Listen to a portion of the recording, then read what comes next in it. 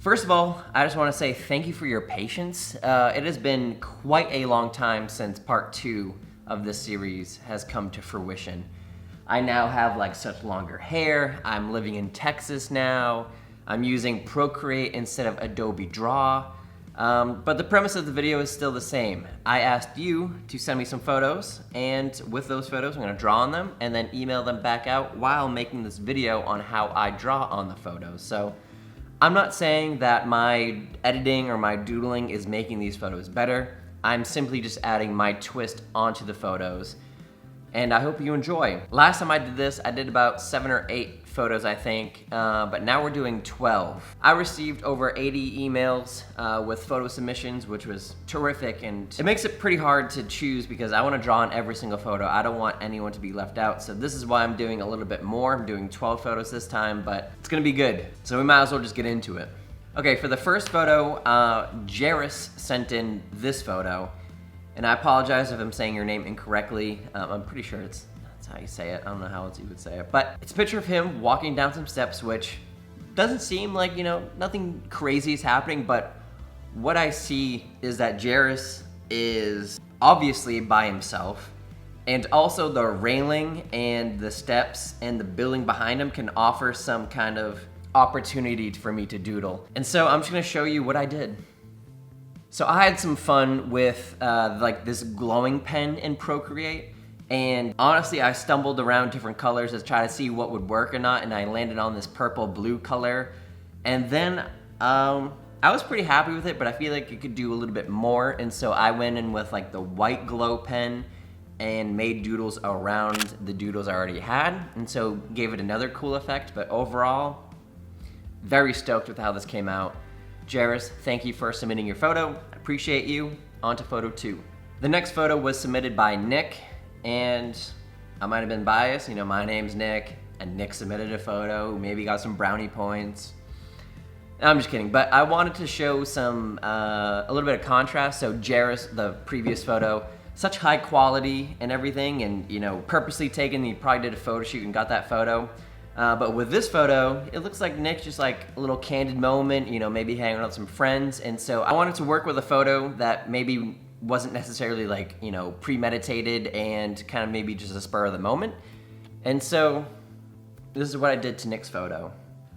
I used Nick's jacket as like a jumping off point, so I just traced the letters on his jacket and traced some of the smiley faces on his sleeve. And then there was like a snowflake picture behind him and also the door.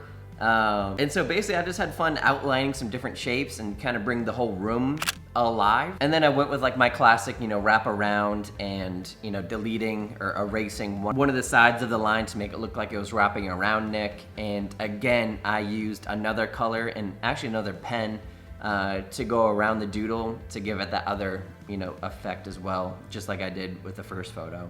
But again, super stoked with how this came out. Nick, thank you for submitting. I appreciate you, and I like your name. Okay, next up is Melanie.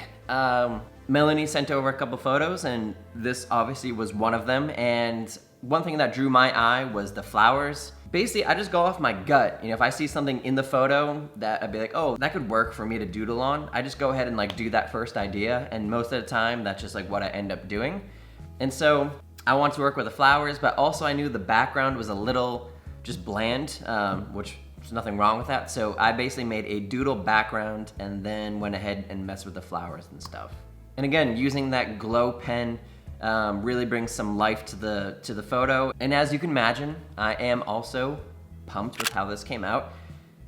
Melanie, thank you so much for submitting your photo, and we're on to number 4. And kind of going off of Melanie's photo, me saying using what the photo gives you as like your inspiration, Amir's photo was just that.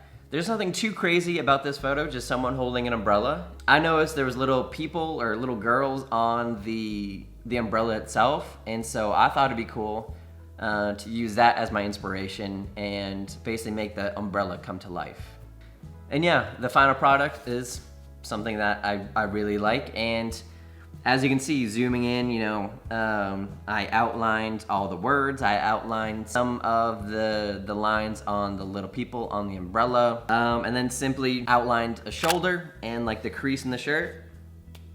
call it a day. So for the next entry, Sabrina sent in this photo. I thought it was just super cool. You got the sunset in the background, her just like reaching up, and she's rocking a dope jumpsuit. And again, I just figured this would be a good photo to use because having like limbs exposed or like limbs by themselves offer a good way to like doodle around that and have that 3D effect. And then basically duplicated my doodles and then masked one of the layers out and erased it. And so it gave it like this striped effect, something I've never done before, but you know, this is the fun part about this series. There's no rules, and I can really practice whatever I want to do. And so, Sabrina, thank you for submitting your photo. I hope you enjoy. Number 7, Jay submitted this photo, and right off the bat, I thought it was cool to use a black and white photo because I haven't done it yet in this series. Looking at the background, you could see some circles and some just like depth, just like waiting to be outlined. And so as you can see, I had the subject's finger going through one of the doodles. I even, if you can see up close, I added some doodles around her face and then just changed the color of the middle circle in the background just to spice it up a little bit more. And yeah, nothing too crazy here. Doodle around her body, and it just looks cool. So, Jay, thank you for submitting your photo. I appreciate it. The next photo was submitted by Olivia. Olivia, thank you for submitting your photo. It's just her in some sunflowers. I used a brush that looks like a pencil, and so I kind of just went a little basic. I didn't want to overwhelm the photo. The photo already has so much going on, and just use one color, outline some of the sunflowers, and overall just a nice little doodle. Olivia, thank you for submitting. This next photo was submitted by Nathan. Once again, just another dope photo. Obviously they had a little photo shoot, and so this is one of the photos from that. I used that same pencil that I did in Olivia's photo, and again, didn't want to go too wild. I made my doodles, duplicated it, so it had a little bit of like a drop shadow and a little bit more depth to it. And then went in super close on his glasses, like X'd out a little bit to give like a little hint of doodles on his body. And then outlined on his jacket and his suit, some more little details to bring the whole thing together. But Nathan, thank you for submitting. This next photo was submitted by Jacob. And as you can imagine, I get pumped when I see stairs, I see a railing, I see the subject in that, and kind of like the first photo with Jairus, I instantly thought, oh, I could use the railing as a nice prop for my doodles. I ended up using 2 different colors, that bluish color for the stairs and the railing, and then that brownish tan color for the subject and the big cement slab next to him. And again, I went in close and X'd out his eyes, just like I did with Nathan's photo, the previous one. And so, but overall, as you can imagine, I'm a broken record here, but I love the way this turned out. I think the doodles just bring so much life to this photo. So Jacob, thank you for submitting, I appreciate it. Next up is a photo submission from Rachel.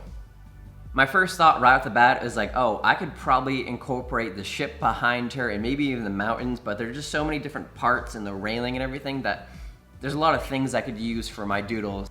I did this like dripping effect in one of my photos I posted on Instagram not too long ago, and you know, like I said in the beginning, I could probably use the ship in the background, and so I just figured my doodles could like drip off the ship and down onto the ground and like hit the fence on the way down. And also with Rachel having her hands out, that offered again just an easy opportunity to doodle around her arms and everything, and so went ahead and did that, and yeah, just pink and just dope.